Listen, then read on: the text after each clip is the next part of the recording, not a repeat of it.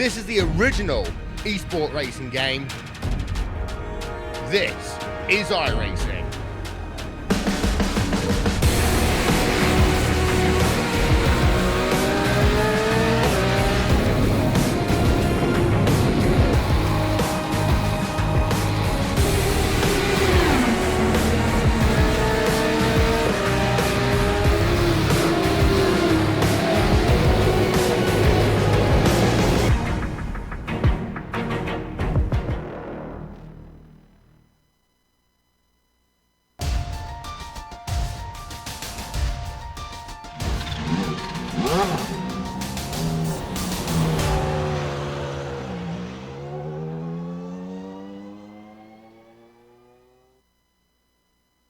A rout of 5 wins in a row last season left the championship decided early, and Gasper's racking up another trophy for his mantle.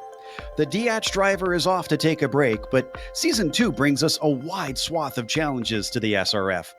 Everything from the Nordschleife to Tsukuba's lesser-used moto circuit. Fortunately for some, the unusual mix starts with something of a known factor here at Interlagos. The Brazilian circuit kicks it all off as we get ready to watch the opening round of the Weekend Warriors. And you'll see it all live here on the Global SimRacing Channel and the iRacing Esports Network. Hi, I'm Joe Peak, and with me in the booth is Adam Lindgren.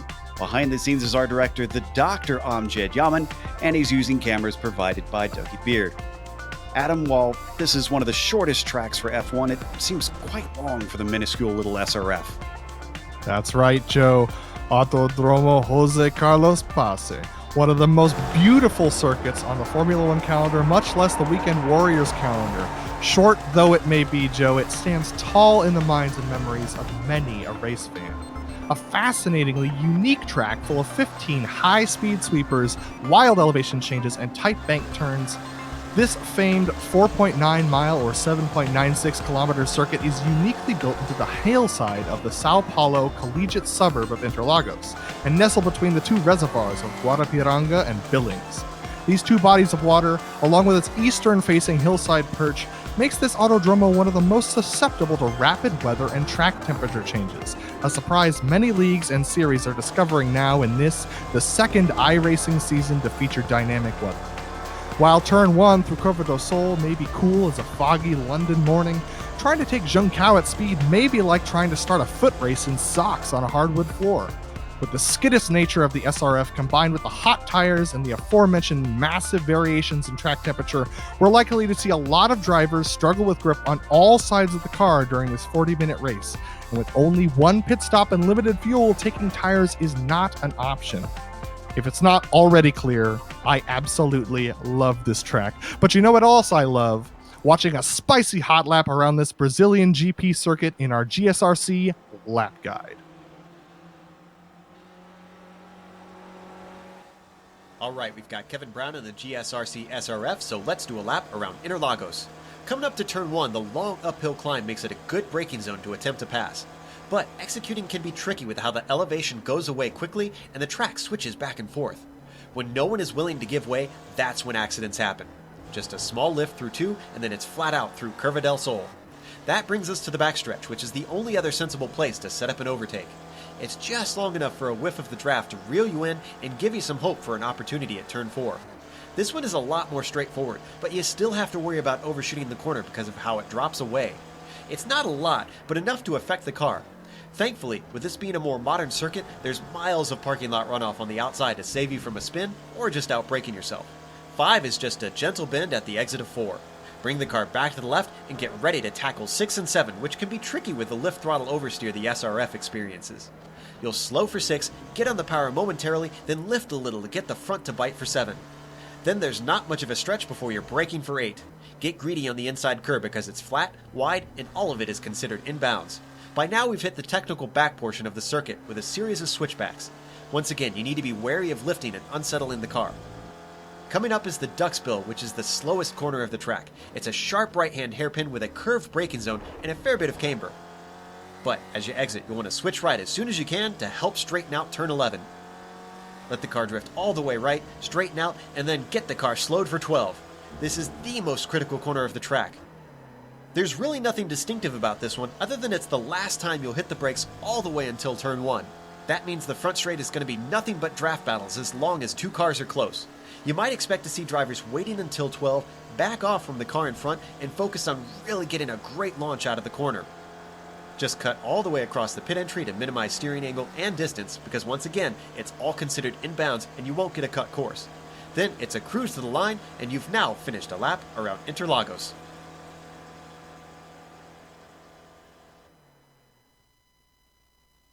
You see a lap around Interlagos, and well, it might be sunny on this part of the circuit right now, but as was mentioned, it has been changing a lot as we've watched the warm-up and qualifying. It'll keep drivers on their toes for sure. The championship started out keeping the drivers on their toes last season. As we mentioned, Gaspers came away with the win. He was challenged by Lindoff until about 2 rounds to go and just could not gather enough momentum to overtake him. Daniel Sadro had a very good run. He almost actually took second away from Lindoff at the very end. There were 6 points between them when all was said and done, and those were your top 3 for the season. In the Spec 2, there were no big surprises. Alejandro Lero, who finished 6th overall, that's out of all drivers in the Spec 2 there. He wins the championship there. Distance second for Ed Doherty, all the way down 15th overall. So this bumps Lero up to the Spec 1 championship this season. Let's take a look at the race details, though. Adam, what do we have in store today? Well, we've got a round 1 of 12 for this SRF Weekend Warriors.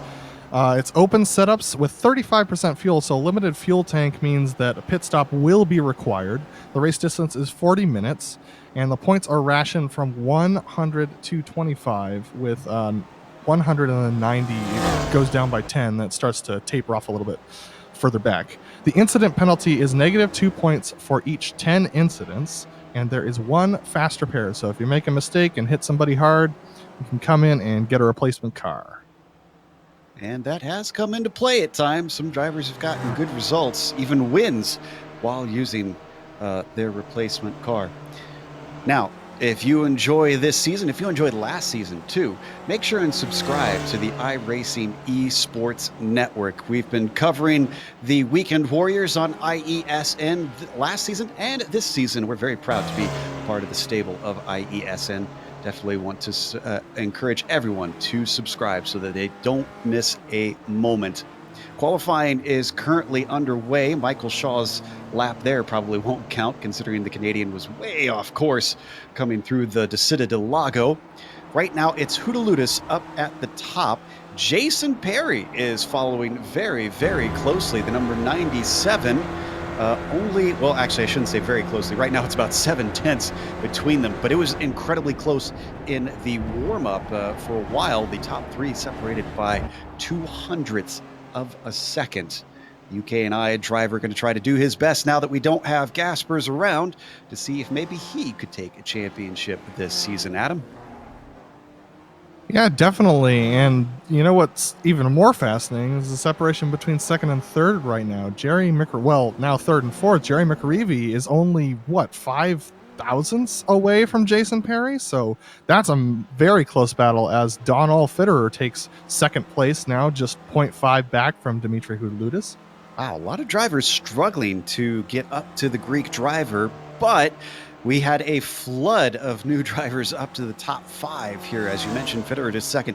Flavio Saturnino finds himself 3rd in qualifying. Antonio Reese, who looked very good in the warm-up, is down in 6th. He could come in and spoil this party still. Fastest lap yet again for Hootaludis. He increases it, but only by a little bit. They've got about 5 minutes left, and just under 2-minute laps means there's only a couple more available for those out running. This is open qualifying, and we were talking about the draft and its effect around here. I have to imagine everybody's trying to hook up with someone quick or maybe a teammate in this qualifying just so that they could help themselves along, Adam. Yeah, following around someone faster than you, especially if you can get a good run, off of Zhengkao, it's gonna affect your lap time significantly. And it looks like Hootaludis has managed to pull that off a couple times, as well as Donald Fitterer. Another aspect of that is, as we said, the weather changes. The track temperature right now at 99 degrees. That's pretty hot going into this session, but it's a lot cooler than it was just a couple minutes ago when it was 106. So these temperature changes are really affecting the times and the cornering speeds, even in these SRF cars. Now we see Adam Bradshaw heading in to abandon this lap. He should have time to get back out. Reason we were watching him is he is second in the Spec 2 championship, right? Or excuse me, in the Spec 2 race today. The pole for that is actually in second place. That's Fitterer. He's a 211 car. That's the way you can determine who's Spec 1 and Spec 2. Spec 1 are all under 100 on their car number. 200 and over are all Spec 2 drivers. Oh, well, looky here. David Gaspers, who said he won't be going for the championship, is making an appearance. At the very least, the number 23 car, our current champion, has showed up very, very late in qualifying. He wasn't even here in the warm-up, so it'll be fascinating to see what he can do with very little practice. Yeah, and I'm sure all of the drivers right now are cringing a little bit because they know how fast Gaspers is, and I'm sure Hootaludis is among the top of those drivers, kind of kicking himself right now, wishing that Gaspers wasn't here. Everyone may love the guy, personally, but when you're competing against people and as a driver, sometimes you just wish those guys would stay away. Give yourself a chance to have a go at the top spot of the podium. Edward Doherty down in 16th. Is he going to complete this lap, or is he coming in? Yep, he's going to cross the line. A 154 flat is his fastest. And he ups that to a 53.9. That is going to be good enough to up himself to 12th place. Yeah, this Spec 2 class is actually very competitive. Even though Fitterer may have about a 0.5 second lead against what is now Adam Bradshaw in the second position for the Spec 2, like the rest of the Spec 2 class is clustered together within about half a second. So that's going to be a very interesting battle to watch when we get down to racing. Midwest driver Daniel Sadro gets himself onto the front row. Well, temporarily, Flavio Saturnino immediately takes it away from him. The number 79 beats him by about 0.05 of a second, half a tenth between those two. Still, as you mentioned, 0.4 between Saturnino and Dimitri Hootaludis. And Dimitrios has not been out on track since we saw him last go in. He seems very confident in his pole time. Yeah, I think Hootaludis probably has it, ready to go unless Gaspers can get something going. But if you noticed, Flavio Saturnino was right underneath the wing of Antonio Reyes, and that draft really helped pull him up to that, second spot. And so just being off pole, that's a great starting position, especially going into this really complex turn one. Well, bad news for everybody else around. Gaspers has got a draft in the form of Adam Bradshaw. Let's see what this lap has in store. He'll get one more chance to come around. Hopefully this one counts for him. It does, a 53.1, and that puts him in fourth. Not quite pole, but we've seen these draft races certainly give you plenty of opportunities to go for the win, even if you are not the fastest car out on track. Yeah, a little bobble into the Senna S. He's still got the draft of Bradshaw, but will this next lap produce something faster for the DH driver? Hopefully that car coming out of pits pulls over, and he does, and it looks like Bradshaw's going to pull over as well and let Gaspers through. That's not that much of a problem because Gaspers is getting into the technical section now, and even though they're about to go through the Ferradura, it's still not as important to have the draft through here. Talking about the draft, Dimitri Hootaludis may be proud of his P1 spot in qualifying here, but that's not going to be as nice of a thing when he's got drivers breathing down his neck coming down the Reta Oposta at the beginning of the race. Certainly, and we could see some swapping around, but much like we've watched in the MX-5 World Tour and other series with lesser powered cars, I wonder if this will be a rather calm affair for the top group as they just try to make sure that they can save fuel during the first half of the race, or if everybody will be scrambling at the beginning of the season to try to get themselves a win from the get-go. We're watching Gaspers complete this lap as the clock ticks down to 0 with only 10 seconds left here in qualifying. Everybody essentially now finishing up to put themselves on the grid, climbing the hill, the long, long uphill. Foot to the floor for David Gaspers, our current champion, the number 23. This is his last opportunity to improve on this 4th place. Let's see if this 53-1 becomes anything less. It does, a 52-6. And that puts him in 2nd place. That is the front row for David Gaspers. Even without a draft going onto the back straight, that draft down the Red Aposta really helped him get to that 2nd spot. So that's a very impressive lap here at the end of qualifying. Yeah, Daniel Sadro going to abandon his. Let's see, we've got Jerry McAreevy here, and he is shortly behind Antonio Reese. I'll keep an eye on each of them. Antonio tended to be fighting for podiums, though he struggled to have pace for wins up against the likes of Gaspers in the past. Here's Reese across the line. Is this 11th going to be better? No, it is not. That lap does not count for him. In the meantime, McAreevy goes faster, a 53-1. That puts him in 5th.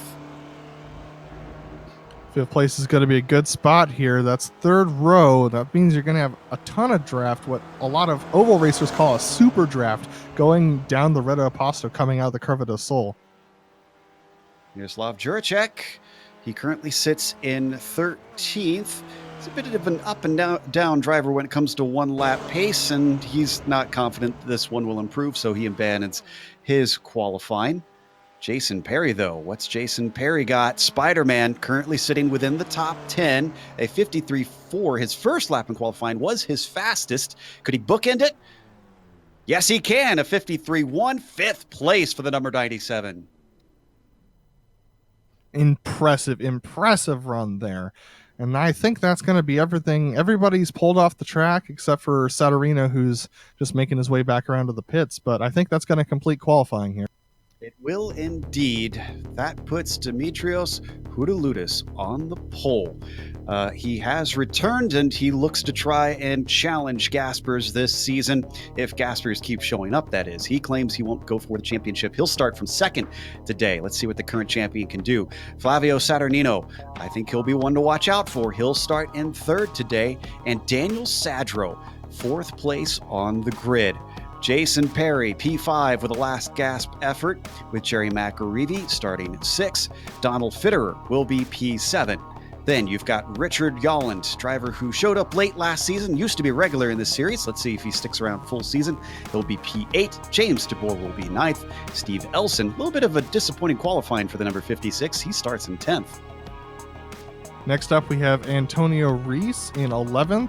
Also, Christopher Patterson, the second of the Spec 2 drivers, in 12th. On row 7, we've got Miroslav Juracek and Carter Kundinger starting side by side. Then we have 15th is Adam Bradshaw, and 16th is Rick Hansen.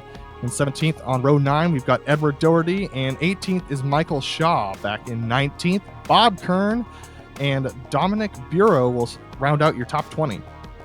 21st, going to be C. Love with Gorka Iturrate next to him, 22nd. Next row starts with Jeff Jacobson in 23rd.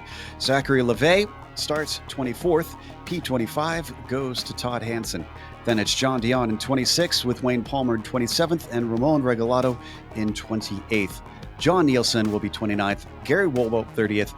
Last 2 cars did not get a time in. Richard Franco, 31st, and Andrew Spicer, 32nd. Not entirely sure that they are going to be starting this race. Indeed, it looks like they are not in the session right now, so they are going to be DNSs as the cars start to grid up. Get ready to do the rolling start behind the Porsche pace car. And we go racing for 40 minutes in round 1 of the Weekend Warriors.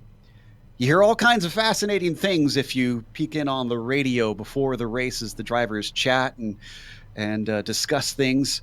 One thing that we learned today, even though he's got the pole and he seems to be very fast, Dimitrios Houdaloudis has had problems with his internet.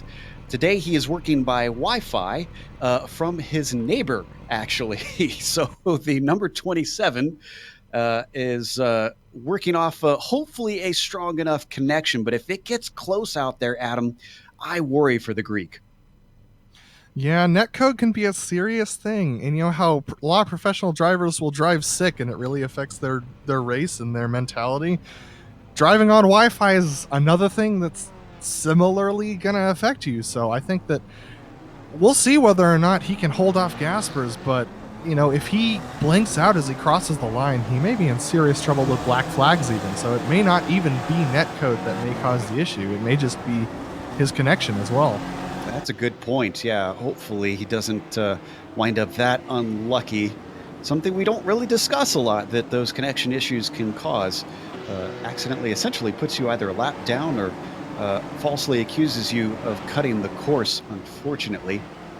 Coming through the technical back half of the course, this could make the difference, Adam. This section, we talk about the draft and how it can help you keep up with the other drivers, but I feel like maybe if you're fast through here, it could almost separate you and give you an advantage over the others to keep you away from that draft.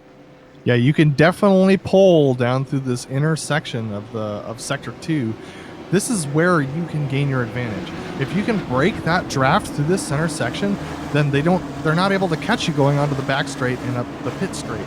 So that's absolutely where you're going to make your most time. All right, up the hill, you can see how many clouds are in the sky. We've had a lot of cloud cover. Starting the race, it's going to be about 99 degrees Fahrenheit, 84 in the air. So still relatively hot, but I have seen it go up and down significantly all across practice as they come back into the sun once again. It's going to be Dimitri who has control of the field as the Porsche pace car pulls into the pits. It's a lot of P's. Green flag is out. First round is on its way, and a very, very good start from Jason Perry, who makes it 3 wide, up, down, looking for the top spot even, and Daniel Sadro has to go off track due to some connection problems. As they weave their way through the Senna S, it looks like Gasper's going to manage to get third, but Antonio Reese has a problem. He has to collect the car. He loses tons of positions. It is a nightmare start for a couple of our major players. Yeah, we had a couple cars actually spin and go around coming through the Senna S and through the Curva del Sol. So here they come, 2 wide for the lead, well, 2 wide for second, and then 3 and 4 wide down the back. Jason Perry took another look into the Descida del Lago on David Gaspers, but unfortunately the UKNI driver just could not make it stick. Backs up into third, settles for that now. So your top 5 order after that as they head through Ferratura is Hudaludis, Gaspers, Perry, Juracek, and Makarivi. And unbelievably, Daniel Sadro actually spun in the back after those connection issues, so he's way off the back, as well as Rick Hansen in the Spec 2 class. Here they go. They're starting to string out single file here. Oh, Gaspers is off the track. He manages to come back on, doesn't even lose second place, but he does lose time up to Hudaludis. This could be exactly what Greased Lightning wants. It's 1.1 seconds between them. We'll have to wait and see if this is enough to break the draft. And back in 15th and 14th, Flavio Setterino has lost a ton of positions from the beginning of this race. He's way back there, packed in the back of the pack. He's right on the back of Christopher Patterson, but this is not the start he was looking forward to at all. Well, while the fast drivers seem to be struggling at the start, the drivers who aren't nearly as fast are taking advantage of it and gaining plenty of positions, including Jerry Makarivi, who now finds himself a slipstream past Juracek into P4. Yeah, he's making a really good run here, and there's still a lot of side-by-side battling as they go into turn 1 and down the Senna S's. These cars are not handling the way they'd want to, and the track temperature is actually up 3 degrees as Saturnino actually gets a little loose, and we got another car going through the center of the course. Oh, and that is Jeff Jacobson. His car gets turned around. He gets it going once again, and this was all on his own. He was attempting a pass on Dominic Bureau. Looks like maybe just came in too hot. Yeah, these cars got a little flighty under throttle, so if you're not fully planted, the back end will come around on you, and I think that's exactly what happened to him. Don't need to go to it, but John Dion also had a spin in the Descida de Lagos. Similar situation, just lost it on his own. Meanwhile, we're watching Jason Perry still apply intense pressure on David Gaspers, our current champion. When one of our Spec 2 drivers is falling down the order, this is a major player in that amateur championship. That was Adam Bradshaw, who got tipped by James DeBoer heading into turn 8. Oh, he hits turned around. And he spun out again. So even after this accident, here we go on the replay. As he goes here into Ferradura, he's up on the inside and he gets squeezed a little bit. And that's just gonna... Here he goes, and he just was going wide to try and take a better line into the corner, and he just gets clipped. I missed this second part. What happened? Did he have help on the second half, or? I don't believe so. I think... Let's watch it. It's right here. And he just, I think his steering column must have gotten broken or something in that first incident, because he's all over the track and he's actually hit the wall again coming up to the back straight. So, yep, I think I can see his steering is broken. That rear axle, the left rear, is broken on that car. So he's trying to make it back to the pit and get that second car. That slightest touch for poor Adam Bradshaw. Oh, and James DeBoer, actually the driver that touched him, he's turned around now. This one into the curve at his soul. Pretty crazy race so far. These cars are not liking these hot temperatures, and everyone's getting a little loose. There he goes. He just gets into that compression at the bottom of the curve at the beginning of the Curva del Sol, at the bottom of the Senna S's, and that just launched the car around. Come back to the lead. Now, Gaspers has regrouped. He's caught up to the back of Dimitri Houdaloutis, his old rival, and is sitting right underneath his gearbox. Jason Perry followed him. He's still within a couple tenths. McAreevy on this train, and finally you get a little bit of a split to fifth place Juracek. I can't believe I'm going to say this, but it looks like Houdaloutis is actually holding up the field, especially these top 5. Jason Perry's actually taken a couple good looks on David Gaspers, but Gaspers playing defensive as well as offensive here, showing the pro driver that he is. The question, I think, is going to be, is Gaspers, who goes a little wide coming out of Junchao, is he going to try and take the lead? He's got the run. He's looking to the outside. The reason this is significant is fuel saving, Adam. I suspect we could see some games here now that we've got a 4-car train running away. Definitely, but I think Gaspers knows how fast he is and knows he can even save fuel probably ahead of Houdaloutis. We know how much Gaspers gapped the field in previous seasons, and he's going for it here into turn 1. He tries to block off Houdaloutis, but it does not work. Still side by side through the Senna S. This is actually slowing them up significantly. Jason Perry thinking about maybe making it 3 wide. McAreevy gets into it 4 wide potentially. No, he runs out of room. Instead, it's going to be 2 two-car tandems pushing up towards the front. Perry gets the run, shoving the likes of Gaspers into the lead. Houdaloutis comes back to the inside of Descida del Lago, and unfortunately for Perry, it doesn't quite work out. He still manages to get onto the podium. That even might slip away. Down to Ferradura, Jerry McAreevy comes to the outside. Will this battle ever end? It all kicked off on the front stretch. Finally, they settled into a single-file line.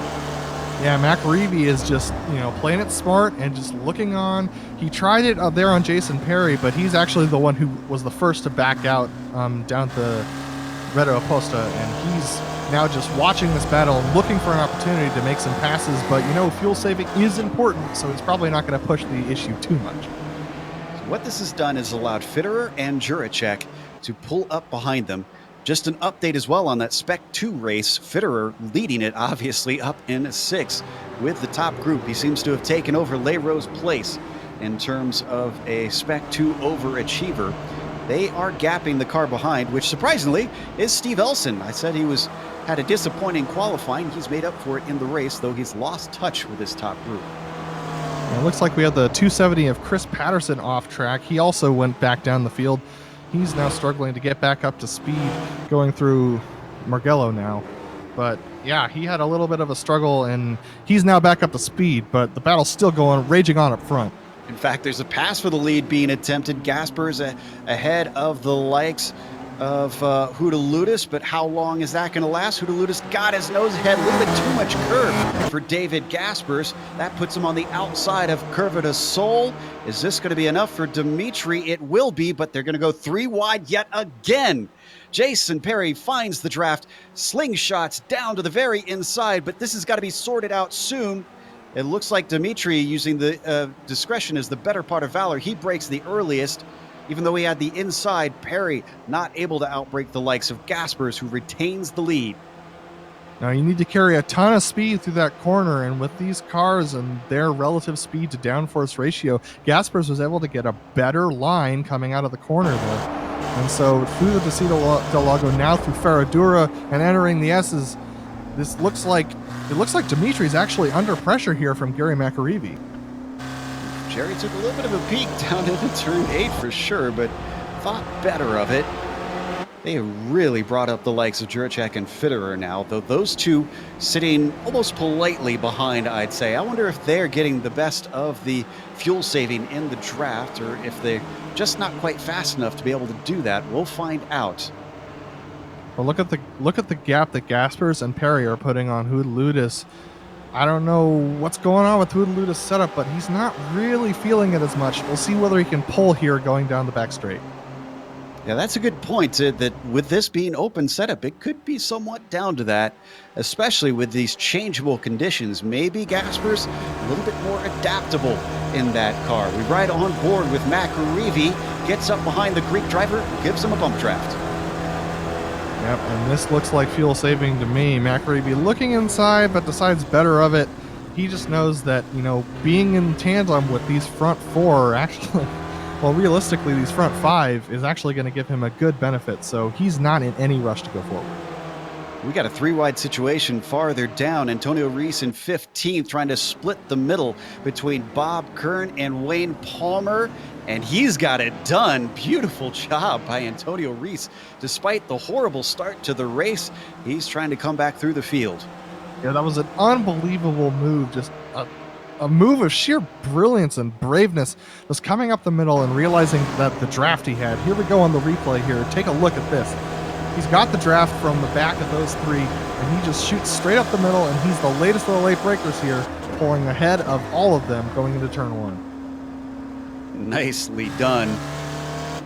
Well, the Club Iberia driver still leads ahead of Kern and Palmer, who seem to have slotted in, realizing he's a fast car. Need to maybe ride his wake.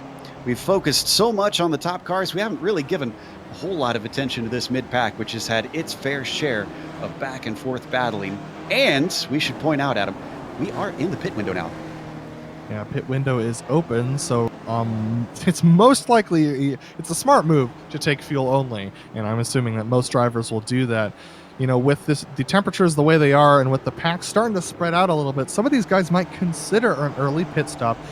But at the same time, draft is really important, so you're going to want to make sure you pit with other people as we go back to the front. It is still the likes of Gaspers leading, but now Dimitri's caught up to the back of him, pulled up to the side. You can see behind them a little bit of a battle between Perry and McAreevy. 2 by 2, they head into the Senna S. Dimitri has a nose ahead, but under braking, Gaspers comes back at him. It switches directions, and it's going to switch again. Gaspers carries the speed. In fact, a lot of speed. Poor Dimitri Hootaludis going to lose another position as McAreevy slingshots by. Yeah, looks like McAreevy's got a really good run here, and I think he might even take this position as they look down here at the Descida del Lago corner, and looks like they're all going to slot back into to single file. We actually, during all this, we had a taker on pit road. Steven Elson is our first pit road taker, and he has taken fuel. He's going to pop out here in, looks like what's going to be probably 20th. Well, since we don't have Stevie Ray, who traditionally is the first to pit in this series, we've got a different Steve doing it. Elson going to elect to take his place for now. We'll see if that pays off for him. See McAreevy actually taking a little bit of look on Gaspers. He has his sights set on potentially winning. I'm trying to think if we've actually watched Jerry manage to get a win so far in this series. He's certainly gotten podiums and is fast, but I'd have to check my stats. Yeah, Jerry's getting a much better corner exit here. It looks like he's saved up his tires for a couple laps, and he might even be able to challenge David going up here on the backstrap. Right on board with our leader. This is Gaspers. You can see even sporting the Weekend Warriors champion there on his rear, letting everybody know who won the last season as they come up the hill. All four of them in a line. McAreevy ducks to the outside, going to take the place of Hudaludis, who did this last time, and it didn't work out for him. Dimitri actually rocking up to the back of his car. Gaspers brakes later. Oh, man, he's too good at that. No change in position so far. Oh, boy, Dimitri had a hell of a run, but he just could not do anything with it. The run wasn't going to work. Coming through the Senna S's, you got to make sure you get that run going through the Curva del Sol, because coming out of the center S's, that person's going to block you off every time, especially if they get a little loose. They're just going to wash right out into your line. Here they go through the Descida del Lago, and looks like Hudaludis had another run there, but was blocked up again. Has to lift off. That's going to open the door for Jason Perry. And indeed, he gets the inside into Ferradura. Could he get two? Not quite. Couldn't get his nose in on McAreevy. Still, move Perry up to the podium spot. And they got to be careful here, because while they're battling, Gaspers is getting away through this technical section. They got to straighten out and make sure they stay on his bumper and get that draft. Yeah, look at how much time they lost just through those two corners. Perry got it side by side through 8 and Pinorino, and that cost him nearly a second. This could be critical. This might actually decide the race right here. Yeah, they might have let Gaspers get too far away. We'll see whether or not Jerry will have the run here. Oh, Gaspers going way wide. That's definitely going to give Jerry a run. Let's see whether he'll make the pass. I don't think it's an if, it's a when. There he goes. So much momentum lost for the champion. There goes one, there goes two. Are all three going to slip away from him? Finally, he gets his speed up. Hudaludis is looking on his outside, and he's going to try, but I'm not sure that he's going to get it. Indeed, he lifts a little bit now. Yeah, he's on the inside of Perry here going into one and down the center S's. I think he's going to just put his bumper right there on Perry's nose and just make sure that he can't get by. Looks like McAreevy got a little loose as we go through to a replay here as we take a look at Gaspers off track here. You know, I think he knew what we were thinking, and that he knows this is the critical moment. I really got to break the draft, and it almost looks like he tried too hard. Yeah, but believe it or not, He's back in the lead back again. up to the front. Yep, he got a good run down to the Descida del Lago. McAreevy couldn't hold him back. He's back to second. Perry in third temporarily before he finds Dimitri to his inside. In Ferradura, Dimitri into third. And we've had a couple more takers on pit road during all of that. We had Antonio Rios come in and Todd Hansen as well. They're back in the back of the pack. Antonio Rios coming out now, but the battle's still raging up front. Apologies to the mid-pack for really spending so much time on this. At least some love to that Spec 2 race. Fitterer, who is leading it, is only one position ahead of second place in Spec 2. Edward Doherty. Now, unfortunately for Ed, it's nearly 7 seconds between first and second in Spec 2 right now, so he's not really challenging, but a nice haul of points for our Spec 2 podium. And the reason why Fitterer has such a big gap is because he has attached to the back of this 5-car pack in front. And he's just on the edge of that draft, but it has been towing him away from his competition and Doherty behind. Sometimes it's not about one lap pace. Sometimes it's about your race strategy and a little bit of luck. I'm sure Fitterer is pretty happy with how this is working out so far. We've almost hit the halfway point. Who will we see break this in two exactly? We'll find out soon. They complete yet another lap as they plunge down the Senna S through the Curva del Sol onto the Retta Aposta. And I think Hudaludis is going to take a look. Nope, he's content to stay in line. He might make a late lunge here. Nope, he decides to stay in line. Yep, as he goes through here. Now they go through the Descida del Lago again. Whoa! McAreevy getting extremely loose and powering through it. That's a risky move in these cars, but he made it stick. And despite it, Hurtuludis can't come back at him. Now we had a change for position down in, I believe it was 12th. Elson coming back from his pit stop just overtook Bob Kern. This is for 14th position. Elson is our highest pitter so far. Go ahead. Yeah, Bob's been struggling a little in this second section of the race here, and he's not really had much for Elson. Elson just blew straight by him on the Red Pasta, so I don't know what's making Bob struggle here, but he's not really having the race that he was looking forward to. Well, remember, he qualified lower than Elson. He hasn't taken his stop yet. If anything, I almost think this is a pretty good race for Bob Kern. He's in 15th, having started 19th. He's up our number of positions. We've only had 2 DQs so far, actually. John Dion and Richard Yolland are the only drivers to have ended their race prematurely, even though we had 32 in the session during warm-up. Remember, Franco and Spicer were DNSs today. And McAreevy was trying another run at Gaspers outside of turn 1, and that move is just not working. He's going to have to lunge it up the inside one of these times if he wants to get past. But with pit stops coming, that might not be the best strategy. Well, good strategy for Dimitri. He manages to get right on by McAreevy down the Retta Aposta. That positions him nicely behind his rival, David Gaspers. Yeah, it's possible McAreevy decided that it's too risky to keep doing this fight. He's burning up his tires. He's wasting a ton of fuel. Maybe he's just going to sit back and watch this battle happen as Hurtuludis goes on the inside. He's trying to position himself up to the front. This makes me think that maybe pit stops are soon for these two. Try to get him front before you come in. And David Gaspers is fighting back. Meanwhile, in the popcorn position, McAreevy waiting for an opportunity. This one might come because off track for Hurtuludis. Doesn't slow him up too much.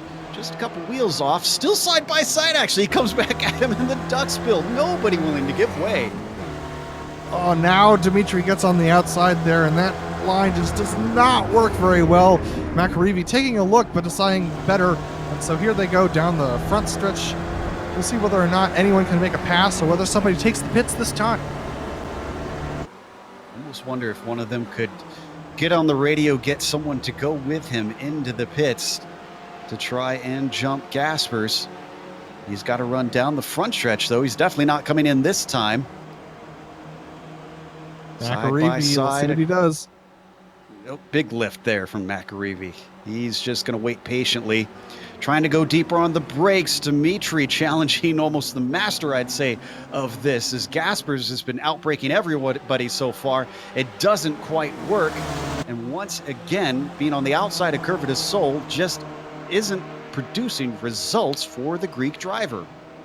And McAreevy taking advantage here and going up the inside. He's got the inside going into the curve to the Descida del Lago, but he brakes earlier, and that allows Gasper to just stick his bumper right there in front. But, oh, McAreevy's got a good run. Keeping the challenge on for the current champion. Still wheel to wheel. 3 wide now as Hurtuludis comes up there. Still the latest of the late breakers is David Gaspers. What a race we have going on at the front of the field. You would have thought these guys would be saving fuel, maybe thinking tire strategy a little bit, managing tire wear. But no, these guys are going tooth and nail. And here's what's fascinating in all of this. It's actually narrowed down to a 5-car battle because they've dropped the likes of Donald Fitterer. The Spec 2 leader is starting to lose his grasp on this draft train.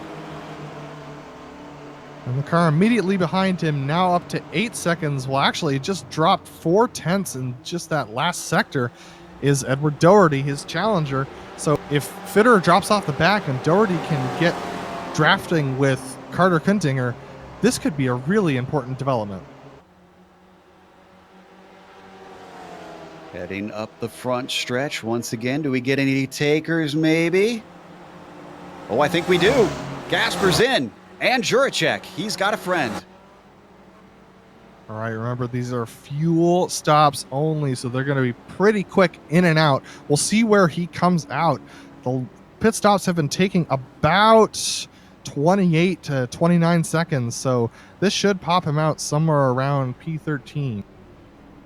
Which is actually where Elson is right now.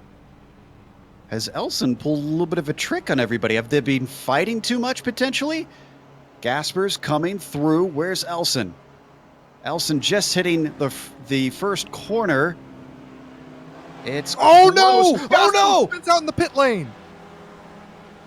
Gasper's actually into the Armco on the pit exit right after his pit stop. That actually will probably end his race. And indeed, he takes a tow. He can't take his spare car. It'll cost a tremendous amount of time. The current champion with an almost rookie mistake. Yeah, this is something I did not talk about in my track description, but this is one of the slickest pit exits in the whole series here, and it really shows when it bites you. He got there on the paint, and just that right rear tire just lit up, and it spun him straight into that Armco.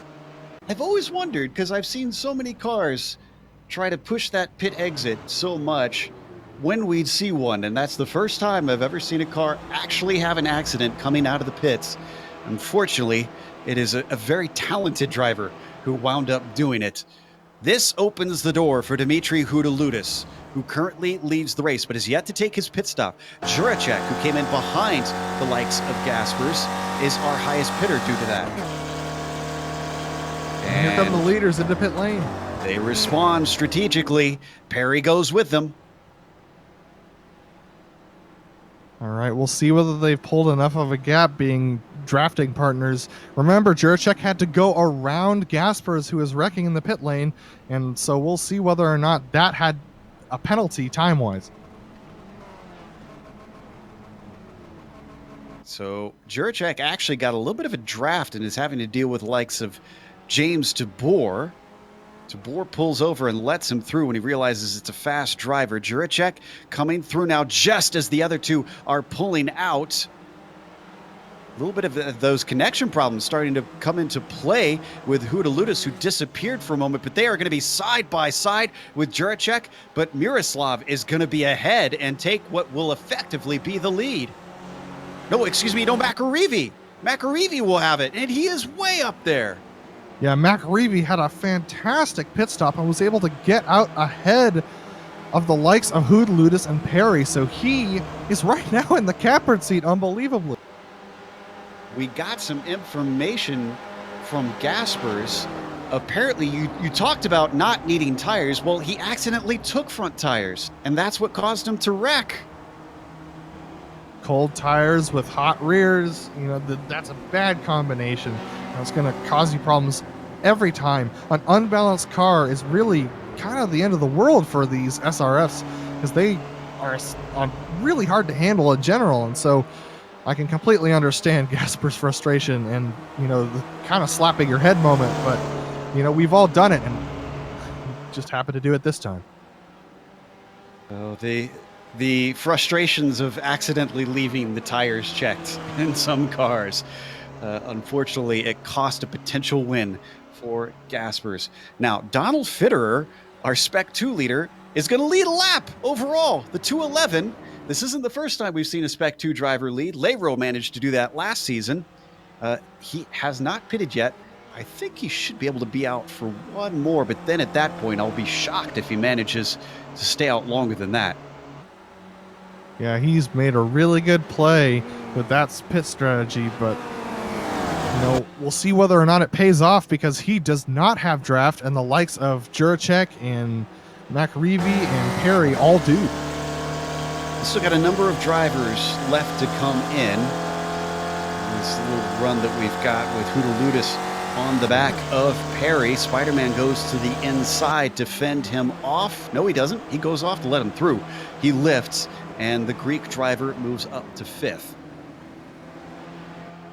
It looks like we've had Hansen and Patterson both come in for pit stops as well. But this battle up here with Hootaludis and Perry is really heating up here. Look at Hootaludis going around the outside.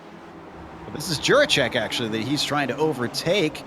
I think he's trying to position himself to catch up to McAreevy. Doesn't quite work. Wow, late dive down into turn 8. Surprise dive bomb.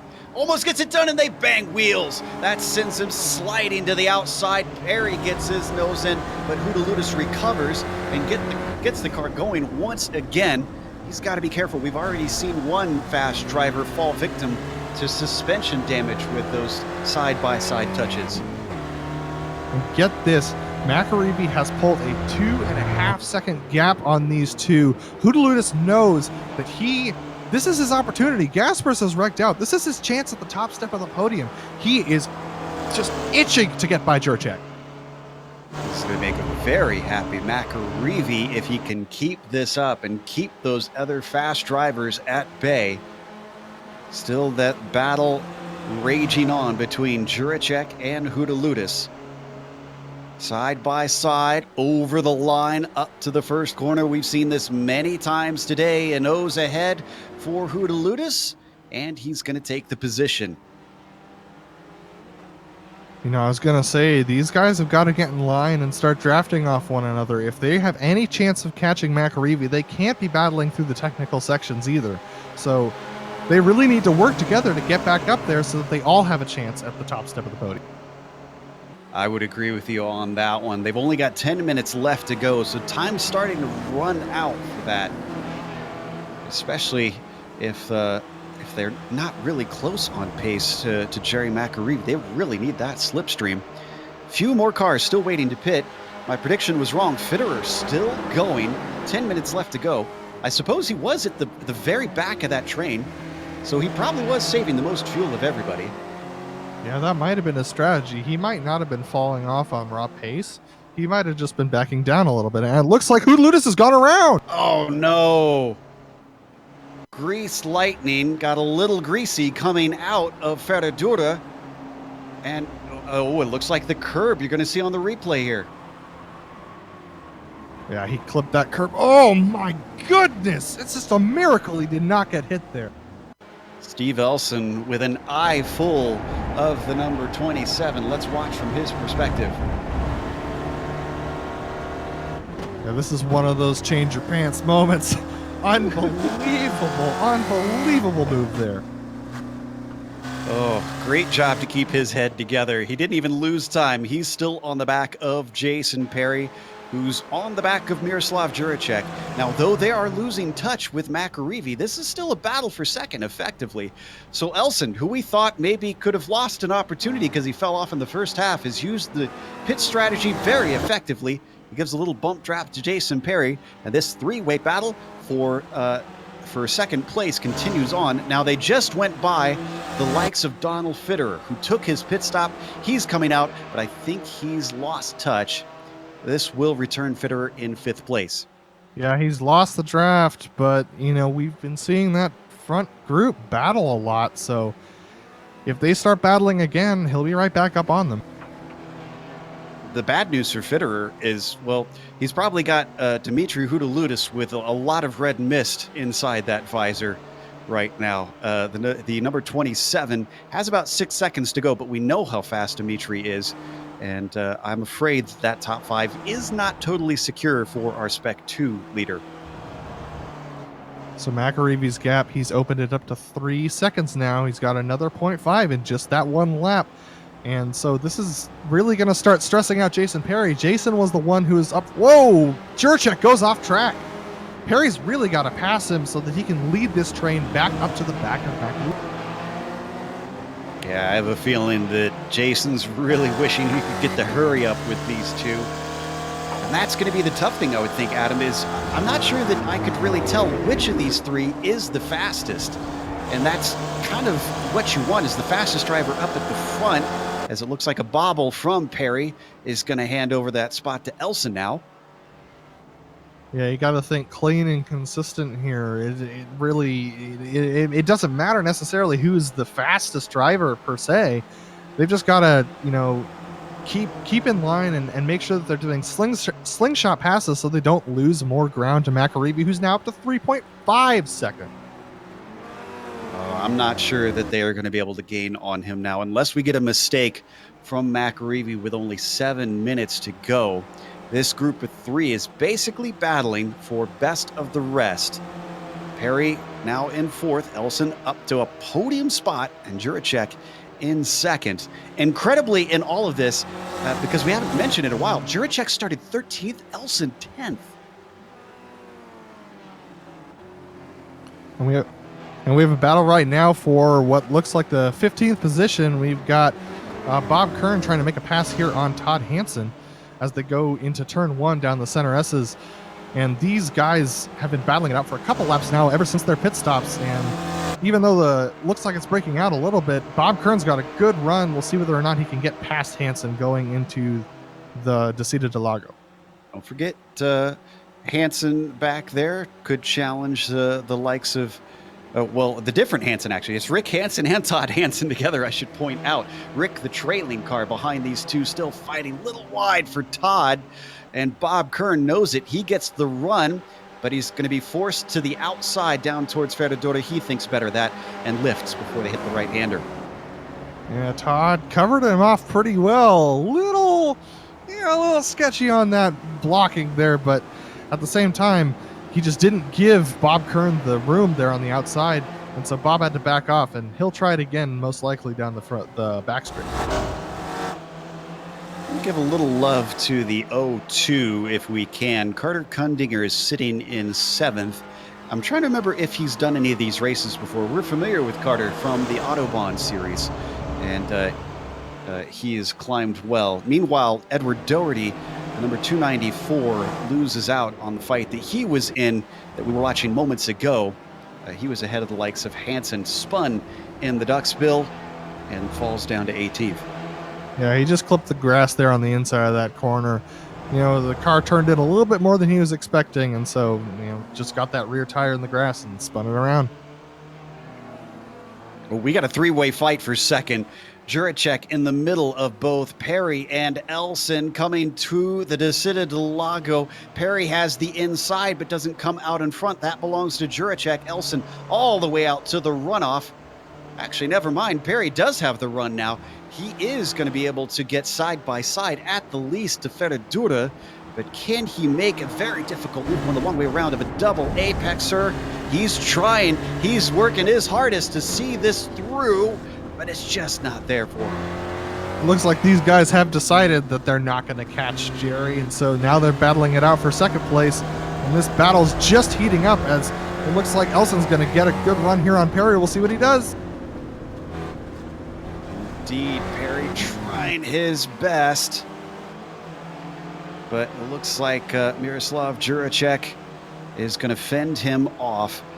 Now, they're battling very hard, and Fitterer has gained a little bit. It's 1.5 seconds now, so we could see Donald get involved in this. We've got 2 laps to go. 2 laps to go this time, and Elson's got quite a run here, and so does Perry. We'll see whether they go 3 wide again into turn 1. Looks like Elson's going to push Perry here. Maybe he thinks that they're faster, or maybe he thinks he can get a late move to the inside here. Oh, he is giving a good push.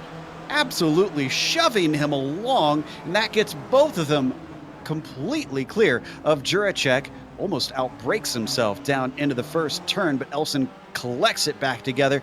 He stays in third, but that is only for the moment. I have a feeling this is going to switch around even more.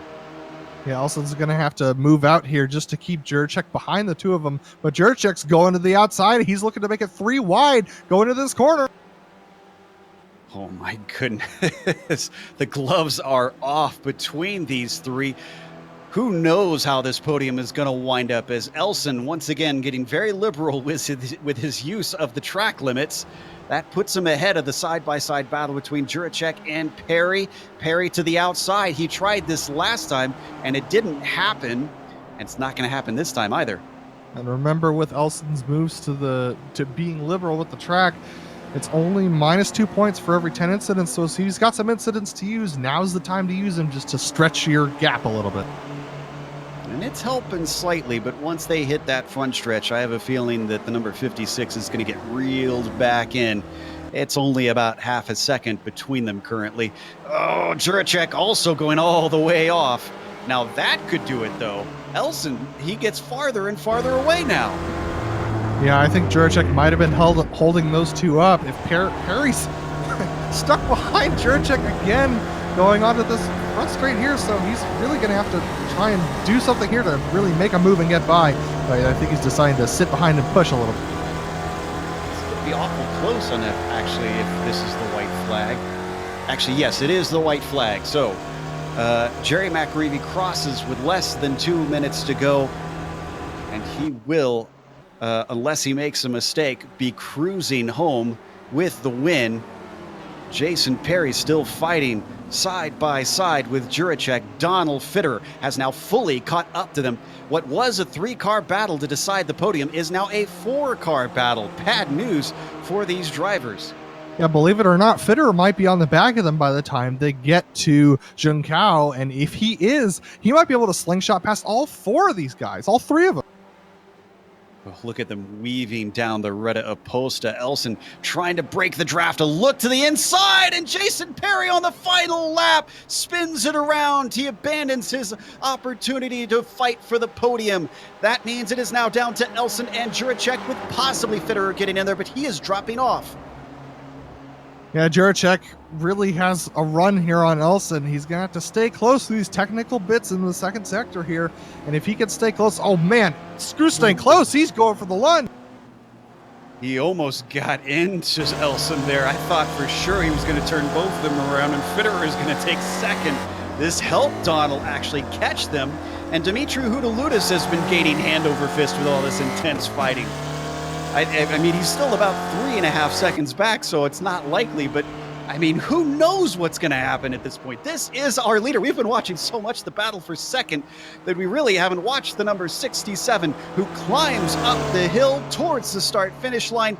Jerry McAreevy is going to open the season with a win here in Brazil.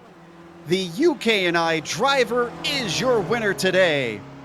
Juracek's got a run on Elson. He's looking to the outside, but that's the wrong way around the corner. They bang doors here. Elson gives him a little bit of a shove. And it looks like Elson's probably going to take it. Elson takes it the line. Awful close. Fitterer's got to be happy with not only the Spec 2 win, but 4th place. Houdaloutas 6th. 9th place is a battle between the likes of Iturrate and Flavio Saturnino. Flavio's got a run, but his momentum is interrupted. That's going to deny him at the line. Just inches to spare. Down 14. Yeah, 14th. This is the poor Daniel Sadro, who is up at the top. He was only able to get back to a top 15 finish ahead of Todd Hansen. We're going to go to a replay here of Perry's incident there coming out of the Descida del Lago. Let's take a look at on board here with him. See, as they're weaving down the straight, that's heating up the tires. And I think he just takes it into the corner. He's trying to get good corner speed off. And as you see here, he dips it in and powers off. Oh, and he just loses it around. This car does not like bumps. That just a little tiny jostle was all it took for Spider-Man. Now let's look at the finish, though, and how close this was. This is Elson and Juracek. I almost wonder if Juracek had a similar situation to what we saw later, where he had his momentum slightly interrupted. If he would have dived out of that draft a little sooner, maybe he could have had it. Still a photo finish for second. Not shabby at all. Incredibly close. Less than half a car length between them. So as the drivers cool down after a very intense race, we are going to take a quick break here on the Global Sim Racing Channel. We've got the unofficial results coming after this. We've also got driver interviews. And between that, you can see all the upcoming races here on the GSRC. So make sure and stick around.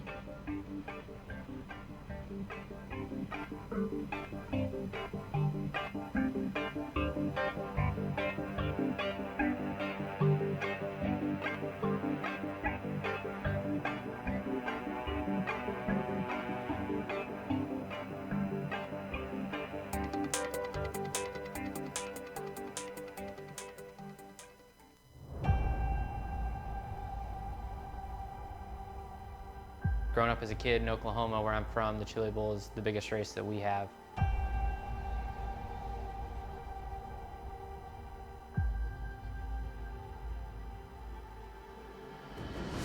The Chili Bowl has kind of been my favorite race of the year.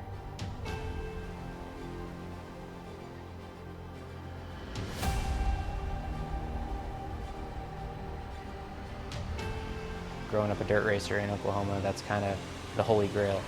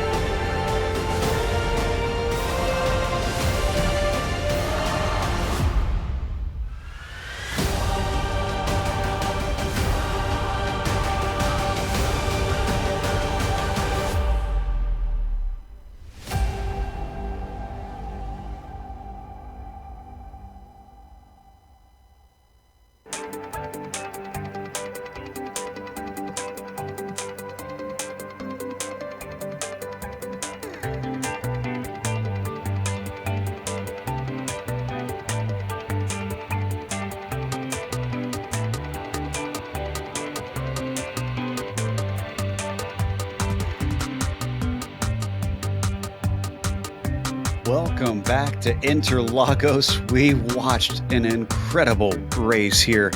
Not necessarily for the win, at least at the end after the pit stops, but the battle for second was intense. Jerry McAreevy really did a fantastic job managing to work his way up to the top, take advantage of the pit stops, and get enough of a gap to cruise his way to the victory from 6th place. Elson from 10th. He certainly proved me wrong. I said that he did not have a good qualifying from what I've seen of him in the past. He made good on the race. He took 2nd place by less than a 1/10 of a second over Miroslav Juracek, who rounds out your podium. He also started from 13th. And how about our Spec 2 winner, Donald Fitterer, from 7th on the grid to 4th in the race. The number 211 taking home a huge haul of points. And then Dimitri Hudaludis, unfortunately, a late race error sends him down the order, and he collects himself back to 5th, but still he could have been in it for the win. Jason Perry takes 6th place. He also had an incident on the very last lap, spinning himself out, taking him out of the running for the podium. Carter Kundinger, we mentioned what we believe is a bit of a newcomer here in the Weekend Warriors, going from 14th to 7th. And then how about this? 18th to 8th for Michael Shaw. What a good run for him. Gorka Iterate goes from 22nd to 9th. And then it's the reverse for Flavio Saturnino. He starts on the 2nd row and winds up only with a 10th. Antonio Reyes in 11th place, coming home just outside the top 10. Our 2nd place in the Spec 2 was C. Love in 12th overall. Then we have James Tibor coming in 13th position, and the sad Daniel Sadro down 10 positions from a starting position in 14th position. Up 10 positions from his starting position was another Spec 2, the 3rd place driver in Spec 2, Todd Hansen, coming in 15th. Then we have Bob Kern in 16th and Rick Hansen in 17th. That's your top 5 in the Spec 2. Then we have Dominic Bureau in 18th, Jeff Jacobson in 19th, and Wayne Palmer rounding out your top 20. Zachary LeVay winds up 21st, Edward Doherty 22nd. Christopher Patterson finds himself going from 12th on the grid down to 23rd. Adam Bradshaw, similarly, we witnessed his woes with an extra pit stop, means all he could do was 24th. Gary Wolbold, 25th, and John Nielsen in 26th. Ramon Regalado, he finishes 6 laps down in 27th, a bad day for him. Then we get to the DNFs. David Gaspers, 28th, John Dion, 29th, and Richard Yolland, 30th. Franco and Spicer did not start. Let's take a quick chat with our winner, Jerry McAreevy. And, I think we're going to have to start calling you Sailor, Jerry, because after the pit stops, it looked like smooth sailing all the way to the line for you. Hi, Joe. Yeah, I don't know what happened after the pits. Last I seen Demi, he just disappeared. And I thought David disconnected, but he said he took front tyres or something. So, yeah, it was pretty, I don't know, after the pits, it just seemed to just all pan out. That was complete opposite to how it was in the first half of the race. I expected it to be a little bit more of everybody riding in line because of how powerful the draft is coming up the front stretch. But that top group of 6 were swapping positions almost every corner, it looked like. Yeah, everybody seemed very racy, which was good. It's good when you're all fighting for position. I prefer that, so maybe I mixed it up a lot. Well, this kicks things off with a nice win. And last season, we heard that Gasper said he wasn't going to be fighting for the championship, but he obviously showed up today. Do you have your eyes on the trophy this season, considering if Gaspers isn't around, it seems like that really opens things up? No, I'll just do it for a wee bit of fun, just due to work. Unfortunately, I'm going to be working for the next 2 weekends, so I'll probably miss them. So, no championship. Well, you certainly gave us some fun out there today. That was a fantastic win. Thanks for the excitement, and go enjoy some champagne, sir. Cheers, Joe. See you guys later. That was Jerry McAreevy, our winner here today. Up next, we have our winner in Spec 2, Adams, talking to Donald Fitterer. Yeah, Donald, P4 overall, but most importantly, P1 in the Spec 2 class. Man, how did you do it? How did you hang with those front 6 for that long before the pit stop? I actually got in some good practice, Adam, and I really enjoy this track for some reason. I really sync with it and can do pretty well here. Dude, I'm right there with you with loving this track. And it seemed to me like you were conserving a little bit of fuel. You went quite long on that first fuel run. You pitted all the way in, what was it, lap 16? That's a whole 3 laps longer than the rest of the top leaders. How did you make that work? I pretty much just sat behind Miro. I knew Miro was much faster than me, and I just didn't need to pass him. So I just coasted back there, and I think that helped with. And coming into those closing laps, you're closing right up to that top, the top 4. And did you think you had something for them maybe before Perry spun out? Well, they were fighting, so it made it a little easier to catch up to them. And I really wasn't going to try to pass anybody because I already had number 1 wrapped up in the 200 series. Well, that was a brilliant strategic move there, Donald. And is there anyone you want to thank today? Yeah, shout out to Steve for putting this all on, and you guys for broadcasting. I love to show it to my girlfriend. She laughs because she doesn't really understand sim racing, but I enjoy showing. Well, we try and convert everyone we can to understand the amazing ways of sim racing. Thanks again, Donald, for your amazing race, and congratulations. Hey, thanks, Adam, and enjoy the rest of your weekend. Cheers. Thank you. All right, Joe, that was Donald Fitterer, 4th place overall and 1st place in the Spec 2 class. Let's see what we got before we close it out. Unfortunately, it doesn't look like we have any more interviews from this race, which is a shame because we had so many good stories to talk about and lots of awesome action to watch. But I guess everybody, or at least over here in the States, are going to go enjoy St. Paddy's Day today. So make sure if you are out there yourself doing so that you enjoy it responsibly. And before you do, subscribe to IESN. We brought you this race on that channel and many others, including all the World Championship races. All you got to do is click the big red button on their YouTube page. Thanks goes out to the companies that provide the software and hardware for our broadcast listed here on your screen. And additional thanks go to Eric Ekholm and June Lalonde, who provide our wonderful music. See the screen for how to get a hold of more of their great work. Thanks to the team today, Adam, Amjad, and Dougie. If you'd like to find out more about GSRC, including upcoming races, you can find it at globalsimracingchannel.com. We're also on social media. You can find us on Twitter at GSR Channel, Facebook at Global SimRacing Channel, and Instagram at GSRC_Graham. The next race, I talked about the variety of tracks. We're going to the Nürburgring Nordschleife. That is going to be an incredible challenge. Expect that to be a race of attrition. It'll be Sunday, March 24th at 3:45 p.m. Eastern. We also have upcoming races for other series listed on the screen, so check those out and mark them down on your calendar. But until next time, race clean, race hard, and we'll see you on the track.